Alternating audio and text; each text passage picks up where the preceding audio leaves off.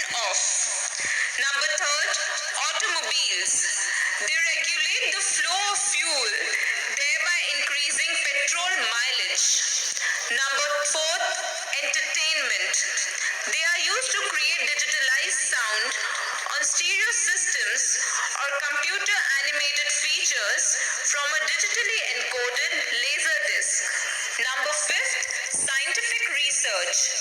Computers are used to solve mathematical problems, display complicated data, or model systems that are too costly or impractical to build, such as testing the airflow around the next generation. Computers are used in sophisticated communication to encode and unscramble messages and to keep track of personnel and supplies. Let us now discuss about types of computers.